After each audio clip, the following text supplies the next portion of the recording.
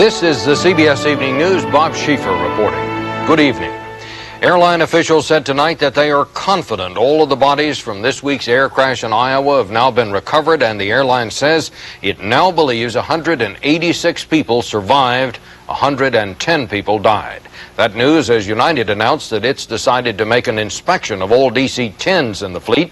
And at the scene of the crash, most activity today centered on trying to determine just what caused it. Mark Phillips has the latest now from there. Investigators were lifting a section of the fuselage of the United DC-10 today, trying to get a look at more of the plane's hydraulic system to see if it in fact had failed completely as the pilot reported, and looking to see if there were more bodies of victims trapped underneath. There were none. As investigators continue to comb through the wreckage, more detail has been released on the flight's final moments following the explosion in its tail engine. The only control mechanism that the crew had was to use engine thrust for control. With the hydraulics out, the flight crew was joined in the cockpit by an off-duty United pilot who was on board as a passenger. He was on his knees working the throttle levers while the pilot and co-pilot tried to control the plane. Pushing the throttle levers forward would move the plane's nose up. Easing off would make it fall. It was a harrowing and uncomfortable ride. But the effect of this rapid movements in the throttles was to create a porpoising situation, which continued throughout the flight. Lines from the plane's three hydraulic systems come close together in the tail of the plane, particularly in the area that was damaged by the exploding engine. If the lines were severed, as appears to have happened, then the hydraulic system would be destroyed. And that remains the main theory as to why this crash happened. You also have to be conservative about that, to not begin dropping things out just because someone thinks they know something. This engine behind me is another of the DC-10's engines. It's the number 3 engine. The large assembly at the front of it is the fan section, the part that disintegrated and blew up on the tail engine, the number 2. Just how and why that fan assembly blew up is the great mystery investigators here will have to solve. Waiting for those answers, the survivors, more of whom left today, and the relatives of those who died. Mark Phillips, CBS News, Sioux City. It's been 3 days now since the crash, but many of those who survived still can't quite believe it all happened. And we have more on that part of the story from Frank Courier. Only 3 days after surviving the horror of Flight 232, Stephen Willowite is safe at home amid Saturday chores in suburban Chicago, feeling good but hurting inside. We left people on the plane. That haunts me. Well, I haven't dreamt about it, but you think about it. The haunting image of those who didn't make it is but a part of the emotional pain just beginning, experts say, for everyone touched personally by the disaster. You can never prepare a human being or for the emotional trauma and things that you witness when you're involved in an incident of this magnitude. Throughout Sioux City, where flags today fly at half-staff and the curious keep their chain-link vigil over the crash cleanup, emergency room nurse Patty Budden says she's still sickened by the memory. To have that mass number of people come through there, hurt that bad, is something you just, I don't know if you can ever forget that. Tony Feeney won't forget. The 14-year-old Casper, Wyoming high school freshman was battered and burned when the jet split apart just 2 rows in front of him. I still remember it real good. And I'll probably have to deal with it for a couple of years still. What many firefighters and crash rescue workers are feeling today are the first symptoms of post-traumatic stress. I had a real sense of emptiness, and I was just kind of felt all alone, and you don't forget it. Flight 232 will be remembered as much for the grief and pain of loved ones lost as for the unselfish spirit of those who helped so many others to survive. Frank Courier, CBS News, Sioux City, Iowa. And still ahead on tonight's CBS Evening News, the push on Capitol Hill to get nuclear weapons plants to clean up their acts, and later a new cycle in U.S.-Soviet naval relations.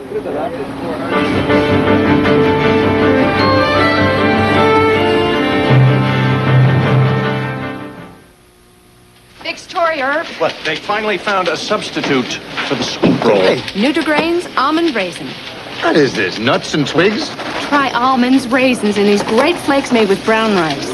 But there's no sugar added. Irv, you're gonna love the taste, even though it's healthy. Hey, don't you have a story to write? How's this? Man eats healthy food and lives. The amazing taste of Nutri-Grain's almond raisin. It's news. This is a phone. This is a finger. This is how easy it is for anyone to get 100% fiber optic long-distance calls that cost less than AT&T and sound better. Just call US Sprint now and talk with the best. He knows that, I know that, but do the fish know that? Because a Dean Witter broker earned the trust of David Moore more than 40 years ago, we were given the chance to earn his son's trust 30 years later, and the trust of his grandson today. More important than the relationships we make is how long they last. There are many ways to measure success. Dean Witter measures it one investor at a time. Dean Witter, a member of the Sears Financial Network. What's the best kind of fruit? The kind that's fresh, moist, and plump. That's why Sunsweet are my favorite kind of pitted prunes. Moist, plump, and fresh. Sunsweet, because the best prunes are fresh prunes. There was a mysterious official silence today surrounding that top-level U.S. Foreign Service officer who's suspected of being this country's most damaging spy in decades. Pentagon correspondent David Martin's in our Washington bureau now and has the latest. David? Bob, the State Department says Felix Bloch, formerly the second-ranking American diplomat in Vienna, has been suspended for having unauthorized contacts with the Soviet Union. In other words, he is suspected of espionage, the highest-ranking State Department official ever to fall under such a cloud. There was no sign of Bloch today at his Washington apartment, which has been under surveillance by the FBI. A 30-year veteran of the Foreign Service, Bloch was officially the deputy chief of mission in Vienna, but he served as acting ambassador for a while when the top job was empty. He was sent home for insubordination in 1987 by then Ambassador Ronald Lauder. As a part of the embassy, he had access to a great deal of information. There was enough information there that he could do severe damage. Bob, there's speculation that Bloch may have been tempted into espionage by his anger at being passed over for an ambassadorship. But right now, it's important to remember that he has not yet been charged, much less convicted. Well, David, as we just heard, the former ambassador there said that there's potential for a great deal of damage. How do you suppose this is going to stack up? We've had kind of a string of these things over the last couple of years. How does this compare, say, to some of the ones we've known about in previous days? A lot of the other cases involve much lower-ranking people, and it turns out, curiously enough, that lower-ranking people can sometimes do more damage than higher-ranking officials. John Walker, the Navy spy, gave the Soviets the Navy's codes, and the Soviets were able to read U.S. communications. Edward Lee Howard, the CIA spy, gave the Soviets the identities of CIA agents inside Moscow or inside the Soviet Union, and those people subsequently lost their lives. Bloch would not normally deal with that kind of nitty-gritty detail, but he sure could tell them a lot about the inner workings of American diplomacy. No indication yet when and if some kind of charges might be filed other than this suspension. No, it appears that he is now being interrogated by the FBI, but we do not know how much, if anything, he is admitted to. All right. Thank you, David. Some men are returning to work, but at least half the Soviet Union's 1 million coal miners remain on strike tonight. Soviet officials warn the walkout is threatening other key industries. Jan Charlton reports on that. The head of the country's coal commission made a passionate appeal to go back to work and give the government until December to decide what to do. His skeptical audience, the thousands of miners out in the huge Ukraine mining region who earlier today turned down flat a government offer that met more than 80% of their demands. We need better working conditions, he says, and we're not leaving until we get them. They dig deep for coal here, down almost 1,000 feet at this Lidyanka mine, one of the oldest in the area. And the miners tell us that working conditions here are appalling. Everything is still done by hand, and so far this year, 4 men have died. Fear that what little safety standards there are might slip during the strike kept these men on watch. It's 100% or nothing, he says. We won't go back in until it's safe. And fear is the real issue, not food. There are complaints that meat is scarce, but a surprise visit to this state store showed shelves far better stocked than in Moscow. The widows and wives say too many deaths, too many injuries, too much talk by the Moscow bureaucrats as far away as the Tsar once was, and just as little help. Some say the strike will end when the miners feel they've made their point. If they don't get results in the mines, another go-round could find them as unmovable as the slag heaps they helped to build. Jan Charlton, CBS News, the Ukraine. And as if the coal strike wasn't enough, Soviet leaders face increasingly violent ethnic disputes, the latest one in the Republic of Georgia. We have more on that now from Barry Peterson. In a stunning admission of failure tonight, Soviet authorities say even military force is not working to quell the violence between the minority of Abkhazians and Soviet Georgians. Special troops have not been able to stop roving gangs of heavily armed men intent on killing each other. The Abkhazians drive by shooting at Georgian homes, says this man. But Abkhazians make the same charge, that Georgians are firing on them with foreign-made machine guns. One result of the increasingly deadly terror, a funeral today for two members of the security force gunned down last night. The men killed while trying to clear a barricade blocking a local street.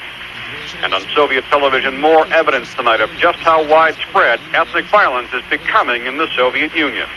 From Nagorno-Karabakh, where Muslims and Christians have been fighting for more than a year, talks go on, but so does guard duty for the troops and tanks. From Uzbekistan, where Turks were attacked last month and thousands had to flee, pictures of men charged with murder. This one killed 4 people, then used gasoline to set the bodies on fire. These children told Soviet television about beating up their Turkish playmates. We're sorry we did it, they say. We wish our friends could return home. Barry Peterson, CBS News, Moscow. China, in a new policy statement, says that Hong Kong can keep its capitalist system only if its residents do not support the pro-democracy movement. With China scheduled to take control of the British colony in 8 years, the warning is certain to heighten the rush to immigrate, and the United States may be willing to help out on that. Linda Tyra has more. In the U.S., a sympathetic Congress is considering raising the immigration quota for Hong Kong Chinese from the current 5,000 people per year.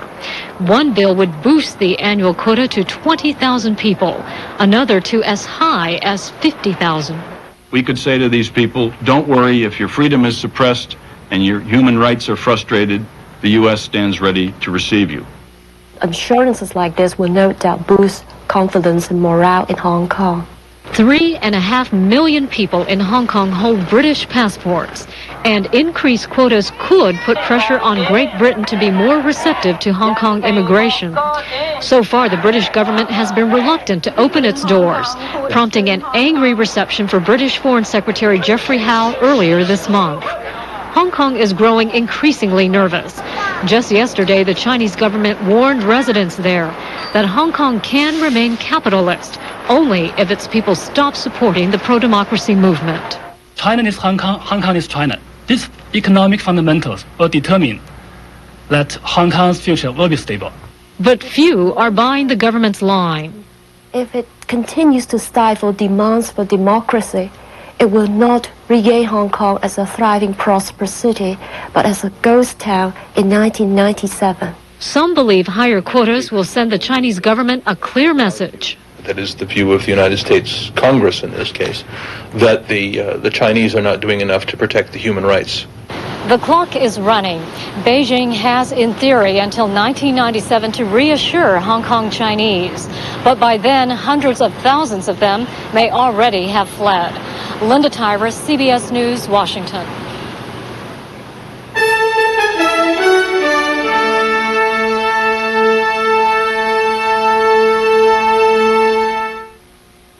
In home after home, people are throwing out cleaners they don't need, because all they need is Lysol Direct. Direct cleans everything without rinsing, so people are making room for one cleaner that cleans everything. Lysol Direct. Unfortunately, septic systems back up. What a mess! What an expense! But Riddex once a month adds millions of bacteria to digest waste and works to keep your septic system running trouble-free. Riddex, it helps prevent septic system backup. This is precious cargo, telecommunications equipment on its way to Japan. On another day, it might be medical systems headed for Europe. We design and build that equipment. We're Siemens USA. 28,000 people, 47 manufacturing plants, over $3 billion in sales and service of electronic and electrical equipment. And each year, 15% of that is worldwide exports from America. We are Siemens USA. Phew! The foot odor in this family, it knocks me out from across the room. Get Odor Eaters. Odor Eaters are cushiony insoles blended with microscopic activated charcoal, world's most powerful odor destroyer, to eat up and destroy the worst foot odor. Only Odor Eaters has it. Dr. Scholl's doesn't. Foot odor's gone. Nothing destroys foot odor like Odor Eaters. And there's an Odor Eaters for every shoe. For ferocious sneaker odor, get Sneaker Tamers insoles. Fishermen tried to keep an oil tanker from docking at an Alaska refinery this weekend. They're still angry over the Exxon Valdez oil spill, which shut down their fishing grounds. About 24 fishing boats blocked the tanker's path yesterday until the Coast Guard intervened. From our Washington notebook tonight, a look at what Congress will be doing next week when it delves into another environmental problem, what to do about nuclear weapons plants, where to find the money to reduce health hazards from the ones now operating, and whether it's wise to reopen others that have shut down. Whatever is finally done, energy officials were at least talking a different game at the Western Governors Conference this week. You have a right to expect exemplary performance from DOE's installation in your states, and I intend to see that you get it. That in itself marked a change. For decades, no one would admit the problem existed. Energy Secretary James Watkins is changing that part. One new wrinkle, Tiger teams of inspectors are making unannounced inspections. That is causing an amazing response. Already, every one of our facilities are busily out there looking to see if they're in compliance with environmental laws, afraid of the Tiger team coming and finding that they're not. Here is why. Inside the B-1 bomber, inside the MX missile, warheads made up of highly toxic nuclear materials. Until 2 years ago, the plants that made them were exempt from environmental laws. And until now, the problem was even off limits for public discussion. Production was the key thing, and it was almost production at all cost. The environment, safety, and health were clearly way down the line somewhere. Now we've placed that as the #1 priority and production second to it. The basic idea is to expand the definition of national security to include the health and safety of the people who live around the weapons plants and the millions of citizens around the country who could be affected in the event of an accident. There was another first this month. The Energy Department agreed to pay $73 million to the people around the Fernald nuclear plant who claimed that they were harmed by radioactive waste. And Energy Secretary Watkins is promising to make previously secret health data available to scientists. A good start, critics say, but not enough. The Department of Energy is acting as kind of the fox guarding the chicken house. We have to have an outside voice, an independent scientist looking at this health data. In fact, that may be the easiest part as Congress begins to grapple in earnest with the problem. The hard part is the cost. A real cleanup and modernization of the nuclear plants could top out at $100 billion. That rivals the cost of bailing out the savings and loan. It's more than what we spent to put a man on the moon. It's an extreme cost. And it's a problem that won't be solved easily because this problem is going to cost a lot of money.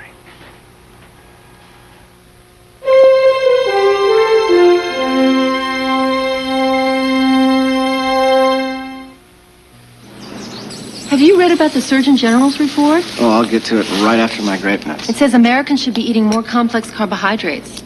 Can you make that simple? They're energy sustaining, so they help you get through the morning. And grape nuts is loaded with them. So while I'm enjoying this great nutty taste, I get those complex carbohydrates to help you get through the morning. Oh, who would have thought these little things could do so much? Who?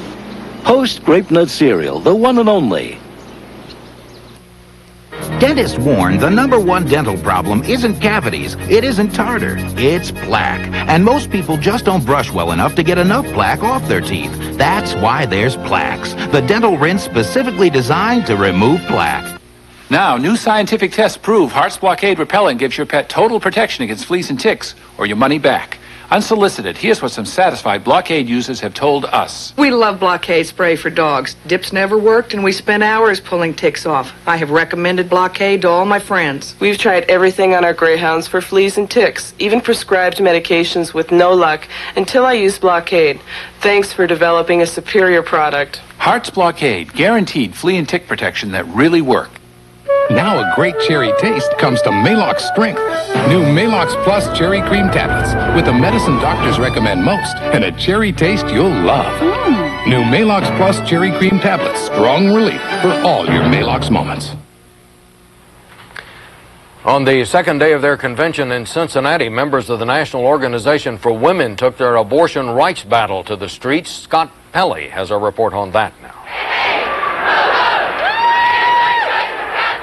The National Organization for Women marched in Cincinnati today during its first national convention since the Supreme Court's Webster decision on abortion. The face-off with a pro-life group recalled demonstrations of the 1970s when abortion was first legalized. But this time, it was now working to make up lost ground, developing a new strategy. The anger is very deep, and we haven't seen anything like this for a long time. At the convention, now leaders say they hope to find new allies on the abortion issue. They also plan to focus their efforts on the federal level, rather than fight in dozens of individual state legislatures. Why should a woman in Missouri not have the rights to be protected if she's in a troubled pregnancy and she has them in New York? That is intolerable. In her keynote speech, now President Molly Yard revealed a new strategy to enlist environmentalists, calling abortion and contraception solutions to uncontrolled population growth. This battle is not about murdering children. It is about the lives and girls worldwide. It is about saving planet Earth. Move back and you hold up straight and your arms are out. In addition to strategic planning, delegates are learning tactical preparedness. This workshop teaches how to help patients pass anti-abortion demonstrators. After losing many battles, now is preparing to increase its efforts in the streets, Congress, and the courts. Leaders say membership is growing steadily in an organization energized by opposition. Scott Pelley, CBS News, Cincinnati. Makers of cedar shingles are vowing to go to court to fight a first-in-the-nation ordinance just signed by the mayor of Los Angeles. It outlaws construction of wood shingle roofs, considered to be a fire hazard. Other cities may follow LA's lead, and David Dow reports. 11 ayes, 1 no. It raced through the halls of Los Angeles city government like one of the area's notorious wind-driven wildfires. The first ban by a major city of all new wood shingle or shake roofs. Roofs often blamed for spreading the worst fires. Our responsibility is not to protect people's profits or industry. Our responsibility is safety. In the mills of the Pacific Northwest, the Los Angeles ban is viewed as the latest in a series of economic body blocks. Producing shakes and shingles is a $500 million industry. Los Angeles is 5 to 10% of the market, an influential part. Some fear a domino effect. I think that if LA goes and if some of the other municipalities follow suit, that it could have a real tremendous impact on this industry. It's kind of tough to take when the only thing you know how to do is make shakes and your market dies. You're going to put a lot of people out of work. Los Angeles claims the new roofing ordinance is a matter of safety over economics. But the industry contends the city was already well protected by a 1982 law requiring that shingles on all new roofs be treated with flame-retardant chemicals. A process, it claims, that's been tested under fire, literally. You take the flame away and it self-extinguishes. Our product is a proven safe product. That's all there is to it. Los Angeles authorities acknowledge it's largely been old, non-treated roofs that have fueled major fires. But the new shingles, they say, need further testing. In time, the product may prove itself. But we, with our loss experience having been as extreme as it is, we can't afford to gamble. Though the new law affects only new roofs, the net effect for shingle mills is the same. The loss of a $50 million market, one the industry now vows a court battle to recover. David Dow, CBS News, Los Angeles.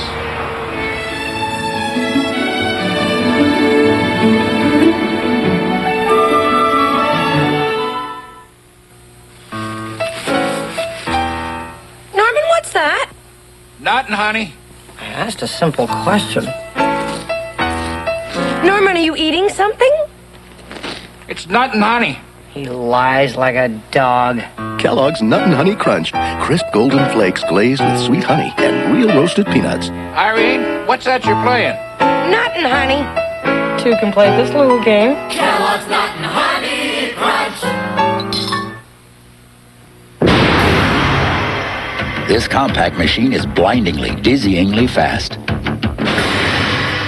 Look, if we reduce the drag, what, 0.3? 0.3 is good.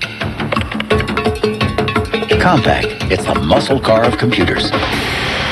Now, let's make it a convertible. One convertible coming up. Compact has emerged as a leader as well as an innovator. What's the rest of Detroit going to think? They better think fast. There's an enemy in your car's engine, heat. That's why you need the special quality of Pennzoil motor oil. Pennzoil has superior breakdown resistance to protect your engine. Conquer the enemy heat with the world-class protection of Pennzoil.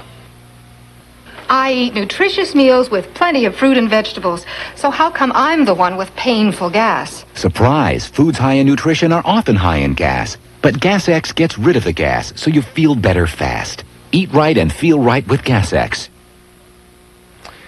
Well, it finally happened. The Russians have landed, and it's fair to say they're taking the Norfolk area by storm. Their crewmen of the Soviet warships are making only the second U.S. port call since World War II.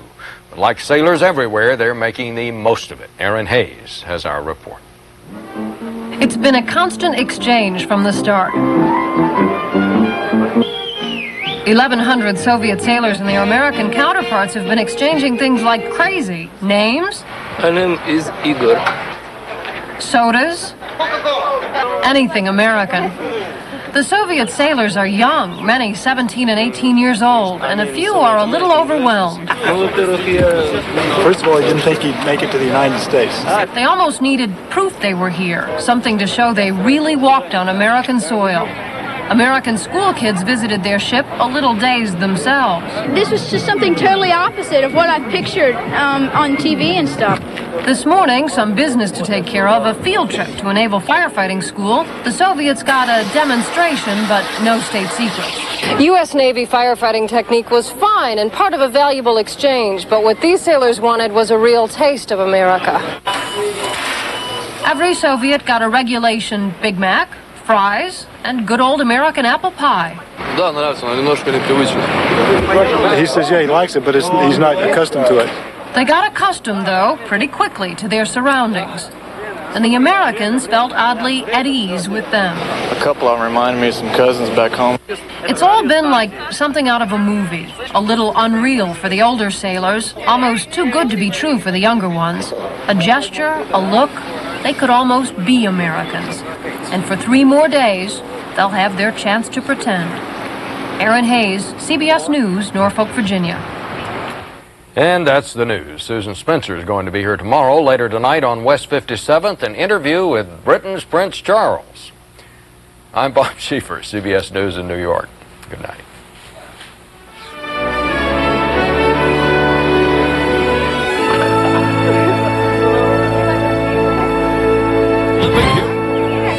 Record holders and the greatest track and field athletes in America today.